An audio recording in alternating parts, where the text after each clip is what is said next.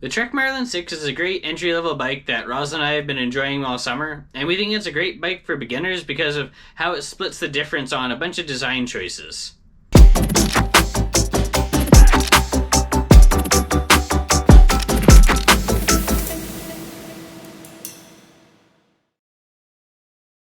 Last winter, Roz and I purchased the Trek Marlin 6 as our new bike.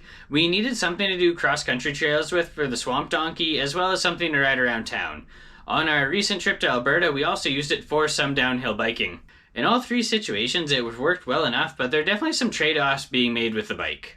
So with talking about all the trade-offs, unlike our other review videos, I'm not going to be going through a list of positives and negatives for the bike. We've put almost 600 kilometers on the bike this year, a mix of cross-country, around town, and some downhill. And depending on the situation, any of the positives could become negatives or vice versa. The other thing to remember is that the Trek Marlin 6 is also an entry-level bike that only costs about $870. So not only did Trek have to make a bunch of trade-offs to make the bike work decently well in a bunch of situations, they also had to do it for a low budget. With the Marlin 6 being positioned as a bike that you can ride around town and on the trail with, the first trade-off I want to talk about is the tires. So the tires are 2.2 inches wide and have a semi-aggressive tread.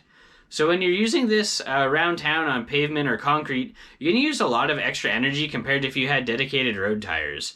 On the flip side, if you're out in the backcountry and on trails, the tires are kind of narrow and the tread's not aggressive enough to provide as much traction as you need in all situations for braking and doing sharper or faster turns. The second trade-off that the Marlin 6 makes is the drivetrain. The drivetrain's a 2x8 drivetrain and mechanically it works fine, but in practice you essentially have two 1x8 drivetrains that you're going to use for different purposes. In town you're going to use the higher geared 1x8 system so that you can go faster, and you're almost never going to need to use the lower gears when you're in town on pavement. And then when you're on trails and doing downhill biking, you're almost never going to use the higher gear set and only use the lower gear set because it's too difficult to shift between the two, and you're going to need the lower gear set a lot to help you get up any inclines, as well as just get a little easier pedaling in over a longer and more difficult terrain. So while you do end up having a large selection of gears, in practice you're never really going to use them all in any given biking activity. The third major trade-off is the front end geometry. The front tire's in a decent spot for road biking and cross-country biking, but if you're doing anything more aggressive downhill, it's kind of short, and because of this it has a tendency to pile up if your weight isn't properly distributed, or if you hit a dip or some other obstacle while you're going too steeply down the hill, and that ends up in being an over-the-bar incident. All this really means is that if you're doing some more aggressive stuff downhill, you have to be more careful and more precise with what you're doing, and probably shouldn't be doing it as fast just to help prevent any issues you're going to have with that front end stopping suddenly and sending you over.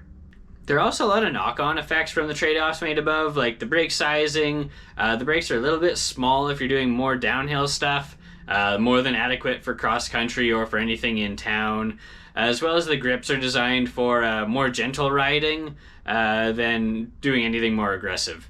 But those are the three major trade-offs that you have to think about if you're looking at getting the Trek Marlin 6.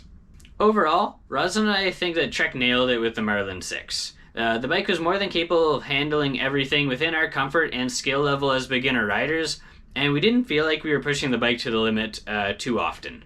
The Marlin 6 is definitely a bike for people that want to try a little bit of everything and aren't trying to get every last little bit of performance out of their bike, and it comes at a pretty reasonable cost for it as well.